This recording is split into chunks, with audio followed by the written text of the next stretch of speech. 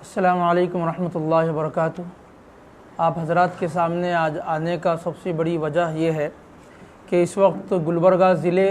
میں علن تعلقہ کے اندر حضرت لاڈلے مشائخ رحمۃ اللہ علیہ کی درگاہ میں جو واقعہ پیش آیا ہے وہ ضلعی انتظامیہ اور ضلعی پولیس کی ایک غلط روش کی وجہ سے بہت سارے معصوموں کو جیل کے پیچھے ڈھکیل دیا گیا ہے۔ آل انڈیا امامس کونسل حضرت لاڈلے مشائخ درگاہ رحمۃ اللہ علیہ کے پیش آئے اس واقعے کی پرزور مذمت کرتی ہے اور اس کی مخالفت کرتی ہے، کیونکہ یہ درگاہ کوئی معمولی درگاہ نہیں ہے بلکہ ایک قدیم درگاہ ہے جو ایک 600 سالہ پرانی درگاہ ہے۔ جس سلسلے میں وہاں پر ایشو اٹھایا گیا ہے شیولنگ کا،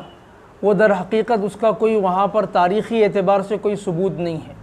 اگر ہم دیکھتے ہیں آرکیولوجیکل کے اعتبار سے بھی، اس کے سروے رپورٹ کے اعتبار سے بھی، وہاں کوئی ایسی دستاویزات شیولنگ کی نہیں ملتی ہے۔ اس کی سب سے بڑی وجہ یہ ہے کہ ان لوگوں کی عدالت نے 3 مرتبہ پٹیشن کو رد کر دیا گیا ہے، ریجیکٹ کر دیا گیا ہے۔ دوسری وجہ یہ ہے کہ 1 مارچ 2022 کو حکمران پارٹی بی جے پی کے وزیر اور پارلیمنٹ ممبر کھوبا اور چند شرارت پسند ہندوتوادی تنظیموں کی مفاد پرست لوگ اور اپنی طاقت کے بل بوتے پر اس جانب آگے بڑھتے ہوئے، جبکہ وہاں پر سی آر پی سی کی سیکشن 144 کی بہت ہی گنہونی طور پر اس کی خلاف ورزی کرتے ہوئے مختلف مقامات سے علن کے اندر افراد کو لے کر پہنچتے ہیں، تو لہذا وہاں کے امن و امان کے اندر خلل ڈالنے کی وجہ سے ان پر کوئی کارروائی نہیں کی جا رہی ہے اور ان کی اس سازش کو پس پردہ ڈال کر خاموشی اختیار کی گئی۔ اس کے علاوہ درگاہ حضرت لاڈلے مشائخ کے اطراف رہنے والے جو مسلم بستی کے افراد ہیں، ان میں سے 167 افراد کو گرفتار کیا جاتا ہے،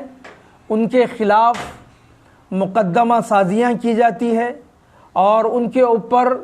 قتل کی سازش اور فسادی کہہ کر مجرمانہ سازش اور دیگر ایسے مزید ان کے اوپر انڈین پینل کوڈ کی دفعات لگا کر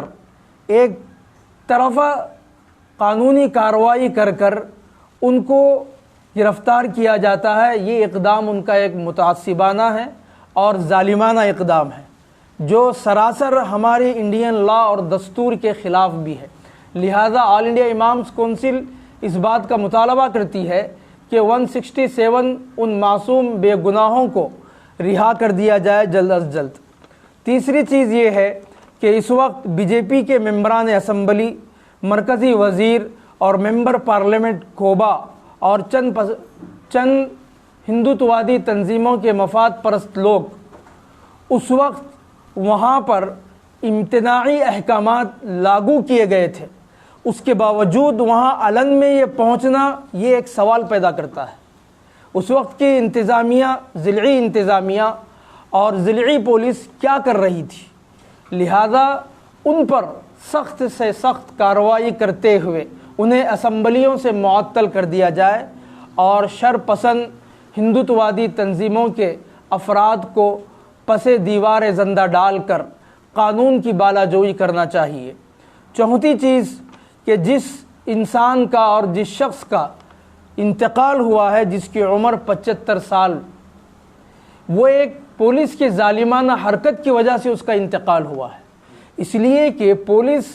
جس گھر میں یہ شخص رہتا تھا اس گھر کے در و دیوار کو پھلانگ کر